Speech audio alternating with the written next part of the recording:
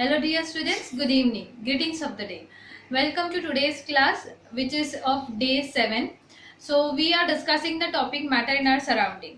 हमने हमारी पिछली क्लास में डिस्कस किया था बॉइलिंग को, ठीक है। तो हम लोगों ने इन डिटेल चेक किया था कि इंटरकन्वर्शन ऑफ स्टेट्स ऑफ मैटर कैसे होता है with the help of temperature and with the help of pressure. तो उसमें मैंने आपको बताया था कि इस क्लास में अब हम लोग इवेपोरेशन नाम का नया टॉपिक पढ़ने वाले हैं। And I have told you to think over the difference between evaporation and vaporisation which means boiling. Okay, so here I am with the topic evaporation. So evaporation होता क्या है? सो आई गेस सभी को पता है वाटर साइकिल क्या होता है। वाटर साइकिल कैसे होता है? नदी से, समुद्र से, सब जगह से पानी जो है वो इवेपोरेट होके ऊपर जाता है और ऊपर जाने के बाद क्लाउड्स बनता है, फिर वो ठंडा होके क्लाउड्स प्रेसिपिटेट होते हैं and the water comes back to earth through rain, right. तो ये एक नॉर्मल प्रोसीजर है वाटर साइकिल का। तो सबसे पहला स्टेप वाटर साइकिल में होता है इवेपोरेशन का। तो इवेपोरेशन कहाँ से हो रहा है? नदी से हो रहा है, समुद्र से हो रहा है। अब इवेपोरेशन मतलब क्या? वाटर वेपर्स निकल रही है, so water is getting converted into vapours, right.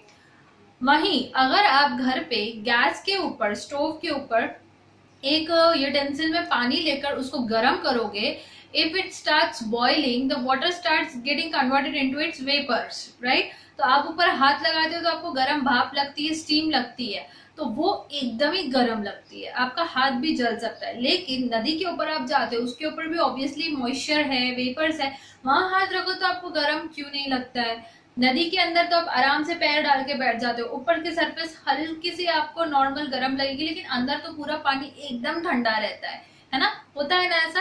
तो ऐसा क्यों हो रहा है? दोनों जगह तो पानी कन्वर्ट हो रहा है वेपर्स में, दोनों जगह वहां पे वाटर जो है वो गैसियस स्टेट में जा रहा है, अपना स्टेट ऑफ मैटर बदल रहा है। Still there is a difference between the temperature of the particles. Still there is one more difference कि बॉइलिंग में तो पूरा पानी टॉप टू बॉटम गर्म है। ऐसा नहीं कि आप यूटेंसिल के ऊपर पे हाथ लगाओगे तो गर्म रहेगा, नीचे ठंडा रहेगा, या फिर नीचे के पानी को टच करोगे, नीचे गैस है करके वो गर्म रहेगा और ऊपर का ठंडा रहेगा। थ्रू आउट गर्म है। बट नदी में ऐसा नहीं होता है। नदी का पानी बहुत ज्यादा हाई टेम्परेचर के एरिया में कोई रिवर है और बहुत ज्यादा हेवी सनलाइट है तो ऊपर का सरफेस वाटर आपको गर्म लगेगा। अगर स्टैग्नेंट वाटर है तो पॉन्ड्स वगैरह में जनरली, रिवर का वाटर तो फ्लो हो रहा है तो उसमें इतना फील नहीं होगा स्टैग्नेंट वाटर, लेकिन नीचे की सरफेस का वाटर तो ठंडा ही रहता है। तो ऐसा क्यों होता है? क्या डिफरेंस है इन दोनों चीजों में? That is our topic of today. So evaporation, the difference is that कि आप जो घर पे गैस स्टोव के ऊपर कर रहे हो that is boiling phenomenon, where as जो नेचुरली रिवर और सी वाटर में हो रहा है that is evaporation. So basically evaporation means the process in which any liquid converts into its gaseous state below its boiling point. हमने किसी liquid को उसके बॉइलिंग पॉइंट तक हीट करने से पहले ही अगर वो नेचुरली इतने उसके पार्टिकल्स काइनेटिक एनर्जी गेन कर लेते हैं कि वो ऑटोमेटिकली बाकी पार्टिकल्स का फोर्स ऑफ अट्रैक्शन ओवरकम करके बाहर आ जाते हैं तो वो वेपर्स में कन्वर्ट हो जाते हैं, राइट। तो ये जब होता है तो हम बोलते हैं कि ये लिक्विड इवेपोरेट हो रहा है। ओके, सो ये प्रोसीजर होती है रिवर वाटर में। So below the boiling point any liquid is getting converted into gaseous state below its boiling point, ठीक है। सो वाटर का बॉइलिंग पॉइंट कितना है? Correct, 100 degree Celsius. 100 degree Celsius. तो रिवर वाटर 100 डिग्री सेल्सियस पे heat होने से पहले ही वो कन्वर्ट हो जाता है। उसके टॉपर सरफेस के जो वाटर पार्टिकल्स है उनके पास सनलाइट में कंटिन्यूअसली हीट अप होने की वजह से इतना काइनेटिक एनर्जी आ जाता है कि वो नीचे के पार्टिकल्स जो उनको फोर्स ऑफ अट्रैक्शन से खींच रहे हैं उस फोर्स ऑफ अट्रैक्शन को ओवरकम करके अपर सरफेस के पार्टिकल्स बाहर निकल जाते हैं। तो जैसे ही वो बाहर निकलते हैं वेपर्स में कन्वर्ट होते हैं and we say that the water on the upper surface of the river has evaporated into the atmosphere. Okay, so this is evaporation. जैसे कि मैंने अभी बोला इवेपोरेशन कहाँ हो रहा है? सिर्फ और सिर्फ सरफेस लेयर के साथ, टॉप लेयर के साथ। So evaporation is actually surface phenomenon. क्या है ये? एक सरफेस फेनोमेनन है। Phenomenon means any kind of procedure. Okay, surface phenomenon है। Whereas boiling क्या होता है आपका बल्क phenomenon है. We had already discussed that. Bulk phenomenon means पूरा टॉप टू बॉटम गर्म होता है. क्यों गर्म होता है? क्योंकि नीचे से जैसे स्टोव से वाटर हीट हो रहा है तो hot water is actually lighter in weight, क्योंकि उसके पार्टिकल्स के पास ज्यादा काइनेटिक एनर्जी है और वो दूर दूर सेपरेट हो चुके हैं फोर्स ऑफ अट्रैक्शन ओवरकम करके. तो डेंसिटी कम होने की वजह से वो इजीली ऊपर आ जाते हैं. तो नए ठंडे पार्टिकल्स नीचे जाते हैं, वो हीट होते हैं, फिर वो हीट होके ऊपर, फिर नए ठंडे नीचे जाते हैं. तो इस तरीके से थ्रू आउट पूरा का पूरा पानी जो बर्तन के अंदर है वो गर्म हो जाता है. सो boiling is basically a bulk phenomenon, whereas evaporation is only surface phenomenon. I hope the difference between boiling थोड़ा सा और evaporation में क्या जनरल डिफरेंस है ये आपको क्लियर हो गया है. Technically we will discuss in detail. ठीक है. अब इवेपोरेशन जो है ये क्यों होता है, किन फैक्टर्स की वजह से ये इसका जो इवेपोरेशन का रेट है वो चेंज होता है. Let us discuss that rates. So called factors affecting rate of evaporation. Give heading factors affecting rate of evaporation. So सबसे पहला फैक्टर जो रेट ऑफ इवेपोरेशन को अफेक्ट करता है वो है हमारा surface area. Surface area. Okay. आपको पता है कि अगर गर्म दूध या गर्म चाय कोई पी रहा है और वो बहुत जल्दी में, अब उसको गर्म चाय को फटाफट से ठंडा करना है तो क्या मांगा जाएगा? सॉसर मांगी जाएगी या एकदम फ्लैट वाला कोई प्लेट या कटोरी मांगी जाएगी, राइट? ग्लास में जल्दी या फिर कप में जल्दी चाय ठंडी नहीं होती है. हम लोग उसको सॉसर में जैसे डालते हैं it cools down very quickly. थोड़ा थोड़ा डालते जाते हैं, ठंडा होते रहता है, पीते रहते हैं और जल्दी से अपने स्कूल के लिए भागते हैं अर्ली मॉर्निंग, राइट? सो हमने सॉसर ही क्यों यूज की, ग्लास में क्यों नहीं पी पाए? बिकॉज रीजन क्लियर है. सॉसर इज फ्लैट तो सरफेस एरिया ज्यादा है.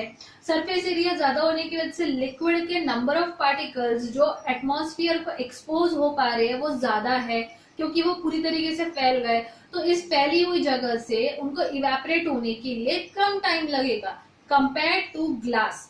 ग्लास में अंदर सरफेस बहुत कम है जो एक्सपोज हो पा रही है आउटर एटमॉस्फेयर को. ठीक है. तो क्योंकि less number of particles are getting expose, they'll be evaporating very slowly at a very slow rate. तो उनका जो evaporation slow होगा तो चीजें धीरे ठंडी होगी. ठंडी क्यों होगी ये भी हम देखते हैं थोड़ी देर बाद. ठीक है.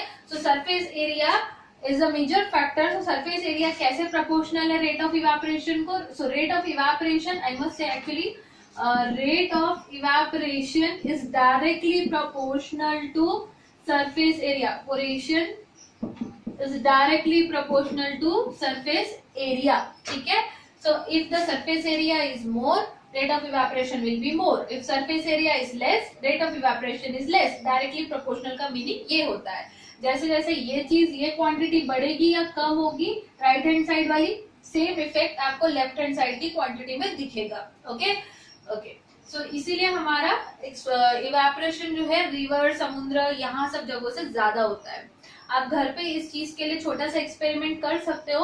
आप लोग एक ग्लास में, नैरो सा ग्लास होगा छोटा सा कोई आपके घर पे, तो उस पे थोड़ा पानी भर के रखो, उसको मार्क कर लो उसका लेवल. नेक्स्ट आप एक फ्लैट प्लेट पे या फ्लैट कटोरी जैसा कुछ होगा आपके पास, बाउल जैसा, उसमें पानी भर के रखो और उसको मार्क कर लो कहाँ तक पानी रखा था. ठीक है. किसी घर पे कोने में सेफ एरिया में उसको रख दो जहाँ पे वो स्पिल ना हो, ऐसी जगह पे अंडर द फैन, जहाँ पे फैन जनरली ऑन रहे उस रूम में. ओके. आप उसको रख दो. अब नेक्स्ट डे मॉर्निंग में उठकर देखना दोनों में से पानी का लेवल किस में कम हुआ है और किस में कितना ज्यादा कम हुआ है. डेफिनेटली ग्लास पे जो वाटर का लेवल है वो कम थोड़ा नीचे जाएगा और जो बाउल था आपका उसका पानी ज्यादा सूख चुका होगा, ज्यादा इवेपोरेट हो चुका होगा. Okay. So this observation will clearly show you that surface area की वजह से rate of evaporation affect हो रहा है. Okay. Second thing which affects the rate of evaporation is temperature. Temperature. Okay. So temperature जैसे ज्यादा होगा वैसे evaporation ज्यादा होगा. Temperature कम होगा तो evaporation कम होगा. So rate of evaporation, I am writing in short, is directly proportional to temperature as well. Summer season में हमारा रेट ऑफ इवेपोरेशन ज्यादा होता है, विंटर और रेनी सीजन में ऑब्वियसली इवेपोरेशन बहुत कम होता है। क्यों ऐसा होता है? क्योंकि टेम्परेचर की वजह से पार्टिकल्स हीट अप होंगे, उनको काइनेटिक एनर्जी मिलेगा, वो इजीली बाहर निकल पाएंगे बाकी पार्टिकल से अपना फोर्स ऑफ अट्रैक्शन ओवरकम करके। So rate of evaporation will be much higher during summer season. Another example, अगर आपके वेट क्लोथ्स है उनको ड्राई करना है तो रेनी सीजन या विंटर सीजन में वो ड्राई ही नहीं होते हैं, बहुत समय तक उनको 2-2 दिन बाहर रखना पड़ता है, धूप लगानी पड़ती है। लेकिन समर सीजन में आप अभी कपड़े धो के सुखाओ, 2-3 घंटे में पूरी तरीके से ड्राई हो जाते हैं। ठीक है, सो वाटर जो है क्लोथ्स का इजीली इवेपोरेट हो पा रहा है because of high temperature which is present only during summer season in India specially. बाकी अब पता नहीं कंट्रीज में, वो तो ज्योग्राफी में ही पता है। ओके, सो नेक्स्ट हमारा फैक्टर जो रेट ऑफ इवेपोरेशन को अफेक्ट करता है, इट इज ह्यूमिडिटी। क्या होता है ये humidity? So humidity means the amount of water content is present in air. ठीक है, right the definition, amount of water content present in air or the moisture present in air in atmosphere is known as humidity. Moisture present in atmosphere is known as humidity. Okay, so humidity क्या है? जैसे कि हम लोग जानते हैं कि अगर हम किसी कोस्टल रीजन में जाएंगे, समुद्री इलाके में, तो वहां पे आप लोग को क्या होता है, बहुत ज्यादा पसीना आता है। If someone have been to Mumbai और Tamil Nadu side of region, Kerala region में कोई गया होगा तो वहां पे फील किया होगा कि दिन रात पसीना आते रहता है कंटिन्यूअसली। आप लोग वहां पे कूलर्स वगैरह यूज नहीं करते हो, ऐसे रीजन्स में जनरली एसी ही लगाना पड़ता है घर पे। देयर इज अ रीजन, हम उस रीजन को वही स्टडी करेंगे अभी आगे कि एसी क्यों ज्यादा बेनिफिशियल ऐसे रीजन्स में। अब क्यों ऐसा हो रहा है, दिन भर पसीना आ रहा है? क्योंकि जो एटमॉस्फेरिक एयर है इट इज ऑलरेडी वेट। क्यों वेट है? आसपास समुद्र है, समुद्र के पानी में इवेपोरेशन हो रहा है, इवेपोरेशन होके वेपर्स कहाँ जा रहे हैं, एटमॉस्फेयर में कलेक्ट हो रहे हैं। तो एटमॉस्फेयर में वेपर जब कलेक्ट हो गया तो उसमें ह्यूमिडिटी आ गई, वो ह्यूमिड हो गया।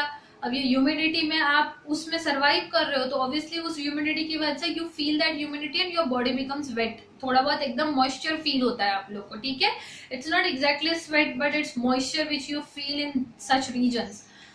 अब वही चीज है यहाँ पे, अगर ह्यूमिडिटी बहुत ज्यादा हाई है, ऑलरेडी एटमॉस्फेरिक एयर में बहुत ज्यादा वाटर कंटेंट है, तो क्या वो और ज्यादा वाटर एब्जॉर्ब करेगी? क्या उस एयर में कैपेसिटी बचा है कि और पानी को इवेपोरेट करके उसके वेपर्स कलेक्ट करे? नहीं, it is very less, right. Air का कुछ कैपेसिटी होता है वाटर होल्ड करने का, ऑलरेडी वो फुलफिल हो गया होगा तो और इवेपोरेशन वो नहीं हो करेगी उस रीजन में से एयर, और नहीं एब्जॉर्ब करेगी वाटर को। ठीक है, so humidity actually inversely proportional to rate of evaporation होता है, क्योंकि अभी हमने बोला 1/, इसको सही से लिखना, इनवर्सली प्रोपोर्शनल। ठीक है, ह्यूमिडिटी को। ठीक है, क्यों ऐसा होगा? क्योंकि ह्यूमिडिटी जैसे ही बढ़ेगी, वाटर कंटेंट एयर में ज्यादा है, इवेपोरेशन नहीं होगा तो इवेपोरेशन कम होगा। ह्यूमिडिटी अगर एयर में कम है, ठीक है, तो इवेपोरेशन क्या होगा? ज्यादा होगा। Okay, hence we say that humidity is inversely proportional to rate of rate of evaporation. ठीक है, so rate of evaporation is inversely proportional humidity. इसको इस तरीके से पढ़ा जाता है left to right, rate of evaporation is inversely proportional to humidity, which means if humidity will increase, rate of evaporation will decrease. If humidity will decrease in the atmosphere, rate of evaporation will increase in the atmosphere. ठीक है, next factor which affects the rate of evaporation is wind speed. Fourth factor जो rate of evaporation को affect कर रहा है वो है आपका विंड स्पीड। तो विंड स्पीड पे कैसे डिपेंड करता है रेट ऑफ इवेपोरेशन? हवा, अगर बहुत ज्यादा हवा चल रही है, कंटिन्यूअसली फैन ऑन है और आप कपड़े सुखा रहे हो तो कपड़े जल्दी सूखेंगे, या फिर कंप्लीट एक लॉक्ड रूम है, पैक्ड रूम है, जहाँ पे नो एयर है, no wind, no fan, nothing is on, and आप फिर वहां पे क्लोज ड्राई करने की कोशिश कर रहे हो, ऑब्वियसली केस 1 में, है ना। So wind speed matters a lot. Wind speed ज्यादा है तो हमारा रेट ऑफ इवेपोरेशन ज्यादा है, इसका मतलब हमारा rate of evaporation directly proportional है विंड स्पीड को, नॉट इनवर्सली। ठीक है, it is directly proportional. Wind speed ज्यादा, रेट ऑफ इवेपोरेशन ज्यादा, wind speed come, rate of evaporation come, correct. Okay, इसके अलावा एक लास्ट फैक्टर है which is nature of substance. Fifth factor क्या है हमारा? Nature of substance. Nature of substance का मतलब क्या कि सब्सटेंस खुद कैसा है, सब्सटेंस खुद कैसा है। अगर सब्सटेंस ज्यादा बॉइलिंग पॉइंट वाला है तो ऑब्वियसली उसके पार्टिकल्स को बहुत ज्यादा हमें काइनेटिक एनर्जी देनी पड़ेगी ताकि वो इवेपोरेट हो सके। तो बॉइलिंग पॉइंट ज्यादा तो रेट ऑफ इवेपोरेशन जो है वो बहुत स्लो रहेगा, टाइम लगेगा इवेपोरेट होने के लिए, ठीक है। अगर बॉइलिंग पॉइंट कम है तो रेट ऑफ इवेपोरेशन ज्यादा है। So nature of substance actually rate of evaporation को कैसे अफेक्ट कर रहा है? in accordance with its boiling point. So nature of substance affects rate of evaporation in accordance with its boiling point. If boiling point of substance is higher, then rate of evaporation will be slower. If boiling point will be less, then the rate of evaporation will be higher. Rate of evaporation का मतलब I hope clear है। Rate मतलब speed of evaporation, ठीक है, कितना quickly speed हो रहा है। So these are the factors which affect rate of evaporation. I hope आप लोगों ने नोट्स अच्छी से बना लिए हैं 5 फैक्टर्स के साथ, ठीक है। Now next let's move ahead towards our next topic, difference between the rate of evaporation and boiling. So here's the difference between evaporation and boiling. First difference is that evaporation का definition आ जाएगा, है ना। The change of state of matter from liquid state to gaseous state below its boiling point is known as evaporation. Change of liquid into gaseous state at its boiling point is known as boiling. So it happens below the boiling point. It happens at boiling point, right? Second difference क्या आएगा? It is a surface phenomenon. यहाँ पे क्या आएगा? It is a bulk phenomenon, ठीक है, it is a bulk phenomenon. Next point क्या होगा आपका बॉइलिंग और इवेपोरेशन में? यहाँ पे क्या हो रहा है? बॉइलिंग जो है actually it leads to cooling effect, something different we have to learn here, this is a very important point, okay. It leads to cooling effect, इसको अच्छी से लिखिए हाईलाइट करके, it leads to cooling effect. It does not lead to cooling effect, it does not lead to cooling effect, आप लिख लीजिएगा आगे, it does not lead to cooling effect. Last point, factors like, क्या क्या affect करता है आपका इसको इवेपोरेशन को? Factors like temperature, humidity, wind speed और सरफेस एरिया एक्सेट्रा, मतलब देख सकते हो आप directly. Nature of substance affect the rate of evaporation, such factors do not affect rate of boiling, ठीक है। Factors do not affect rate of boiling, क्यों? क्योंकि बॉइलिंग होगा सिर्फ बॉइलिंग पॉइंट पे, तो चाहे आप टेम्परेचर ज्यादा रखो या कम रखो कोई फर्क नहीं पड़ने वाला है, सब्सटेंस अपना 100 डिग्री सेल्सियस पे ही बॉइल होगा for sure, correct, okay. So these are the 4 differences between evaporation and boiling. Now let's learn quickly कि cooling effect क्या होता है। अब कूलिंग इफेक्ट क्या होता है? जब आपका कोई भी लिक्विड अगर इवेपोरेट हो रहा है उसमें से गैसेस, तो उसके जो गर्म पार्टिकल्स थे जिनके पास काइनेटिक एनर्जी आ गई वो तो निकल गए बाहर, अब पीछे क्या बचा? नेक्स्ट ठंडे पार्टिकल्स। लेकिन वो पार्टिकल्स बाहर निकलने से पहले क्या किया उन्होंने? जितना आसपास हीट प्रेजेंट था, जितना दूसरे पार्टिकल्स के पास एनर्जी था, वो भी उन्होंने एब्जॉर्ब कर लिया उनसे और खुद सबसे ज्यादा हाईली एक्साइटेड स्टेट में जाके इवेपोरेट कर गए, राइट। तो क्योंकि ये जो पार्टिकल्स इवेपोरेट हुए इन्होंने दूसरों की एनर्जी चुराई थी, अब दूसरे लोग क्या हो गए? कम एनर्जी वाले, तो वो लोग क्या पड़ गए? एकदम ही ठंडे, ठीक है। Hence, whenever evaporation occurs, it leads to cooling effects. Means it cools the surface which is left behind. It cools the particles which are left behind because it absorbs energy from the particles which are left behind, and hence it is capable of evaporating itself, right? तो अब यहाँ पे हम लोग इसका example देख लेते हैं। समर सीजन में आप पानी कहाँ पे स्टोर करते हो? पीने का पानी जनरली मटके में, घड़े में, अर्दन पॉट्स में, राइट। सुरई होती है, मटका होता है, वगैरह वगैरह, अलग अलग अर्दन पॉट्स होते हैं। तो हम इन अर्दन पॉट्स में क्यों पानी स्टोर करते हैं? अगर आप ऑब्जर्व करोगे तो बाकी जो बर्तन जिनमें पानी स्टोर किया जाता है, जो स्टेनलेस स्टील के रहते हैं, बेसिकली कोई ड्रम या गुंडी या कुछ और हो गया, तो उनका पानी जनरली गर्म होता है एज कम्पेयर टू अगर आप अर्दन पॉट्स का पानी पियोगे तो अर्दन पॉट्स का पानी अलग ही एकदम ठंडा सा होता है, राइट। तो ये क्यों होता है? और एक चीज अगर आपने अपने बड़ों से सुनी होगी तो ये जरूर सुना होगा कि वो मटका जो थोड़ा सा अगर लीक करता है तो वो ज्यादा ठंडा होता है as compare to the pot जो पूरा ही एकदम सॉलिड रहता है और जिसमें से कोई पानी लीक आउट नहीं होता है। कई बार आपने ये भी ऑब्जर्व किया होगा, जो लेबरर्स रहते हैं जो वर्क करते हैं वो लोग अपने बॉटल्स के ऊपर एक जूट बैग गीला करके बांध के रखते हैं, या फिर वो लोग अपने मटके के ऊपर, उनका मटका क्योंकि बाहर ही रहता है धूप में कंटिन्यूसली, तो मटके के ऊपर एक गीला कपड़ा कुछ बांध के रखते हैं या जूट बैग को ही बांध के रखते हैं, बोरे को बेसिकली, ठीक है। तो ये सब क्यों करते हैं? मटके को बाहर से गीला किया जाता है, रास्ते में कहीं शीत पेयजल आपने कहीं देखा होगा ऐसे स्टॉल्स रहते हैं तो वो भी ऊपर कपड़ा बांध के रखते हैं, बड़े से जो मटके होते हैं उनके पास, ठीक है। तो ये क्यों करते हैं? The reason is very clear, evaporation, fine. क्योंकि अगर हमने ऊपर गीला करके वहां पे कोई कपड़ा बांध रखा है तो उस गीले कपड़े से कंटिन्यूअसली पानी इवेपोरेट होगा।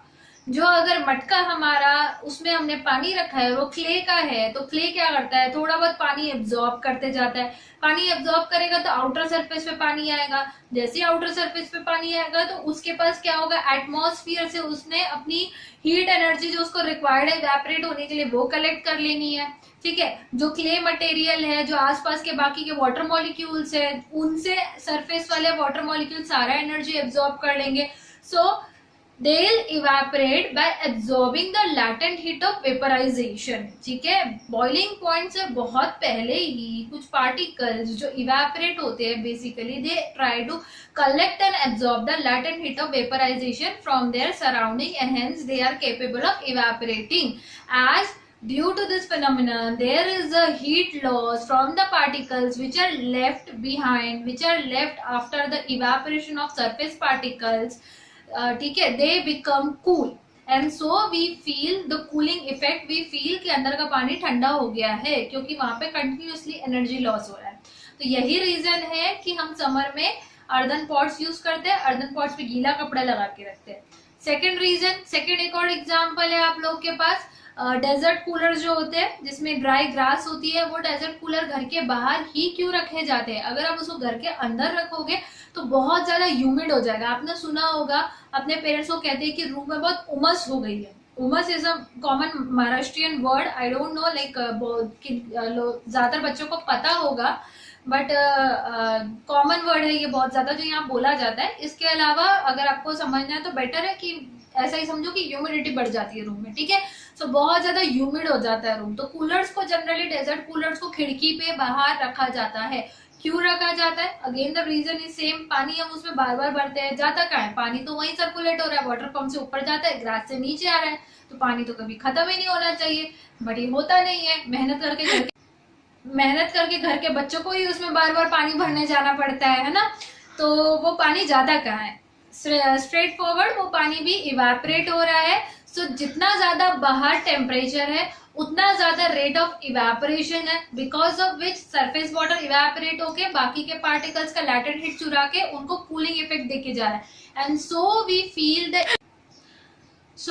द एयर इज कूलर, ठीक है। ठंडी हवा आती है क्योंकि हवा जो है वो उस गीली ग्रास में से होकर आएगी जो ऑलरेडी ठंडी हो चुकी है, जहाँ का पानी ठंडा हो चुका है, और वो फिर मॉइस्चर एब्जॉर्ब करके ठंडी होके अंदर आएगी, ठीक है। तो जिनके घर में पहले कूलर नहीं हुआ करता था वो पहले के लोग क्या करते थे, घर के जो खिड़की या दरवाजे होते थे वहां पे गीली चटाई, ग्रास की चटाई या फिर गीली चादर उसको टांग दिया करते थे, क्योंकि दरवाजे से जब जब हवा अंदर आएगी तो उसकी उस गीली चादर से होते हुए आएगी और हमारा घर में जो है थोड़ा एटमॉस्फेयर ठंडा हो जाएगा, ठीक है।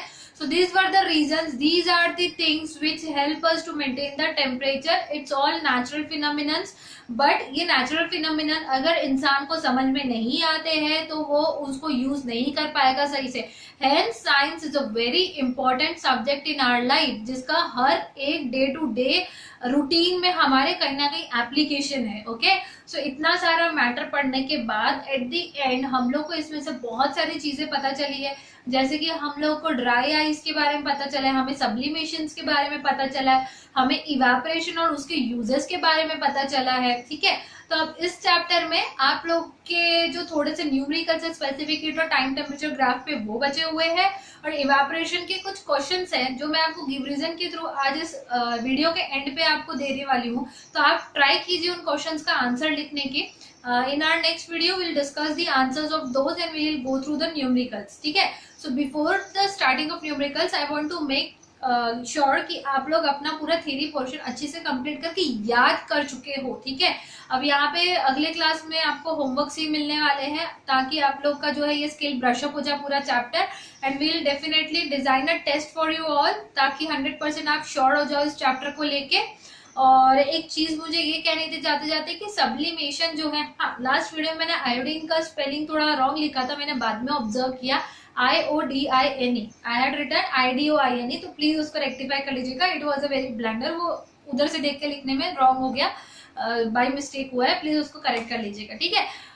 नेक्स्ट आप लोग घर पे अपने सब्लिमेशन ट्राई कर सकते हो, इफ पॉसिबल है तो आपके पास अगर कपूर होगा, कैम्फर, कैम्फर CAMPHOR, कपूर जो आरती में यूज किया जाता है, जनरली छोटा छोटा होता है जिसको जलाया जाता है, तो आप उसको यूज करके अगर आप करना चाहते हो तो आप घर पे एक्सपेरिमेंट कर सकते हो। उसको बर्न करके ऊपर एक प्लेट ऊपर रख दीजिएगा, कैम्फर के पार्टिकल्स प्लेट पे ठंडे होके वहां जम जाएंगे और व्हाइट पाउडर टाइप आपको कुछ वहां पे मिलेगा, ठीक है। लेकिन कैम्फर के नीचे आपको कुछ स्टिकी नहीं मिलेगा, कुछ ऑयली नहीं मिलेगा, उस प्लेट पे भी कुछ नहीं मिलेगा। सो यू विल अंडरस्टैंड कि कैम्फर भी एक सब्लिमेबल सब्सटेंस है, ठीक है। और ध्यान रखो कि ये जो आप कैम्फर का एक्सपेरिमेंट आप करते हो तो आपके बड़ों की प्रेजेंस में करो, टेक योर मदर और father with you and then only do it, do not do anything destructive, ठीक है। हाथ नहीं जलाना, घर मत जलाना, कुछ मत करना, नहीं होता है मत करो, सेफली होता है तो ही करो, ओके। नेक्स्ट नैफ्थलीन बॉल्स के साथ ये कोशिश मत करना, वो थोड़ा टफ हो सकता है। If you want to try it with only camphor, ठीक है। Okay, so with this we shall stop for the day. Some homework questions are there, please go through those and write down the answers. Thank you and have a good day.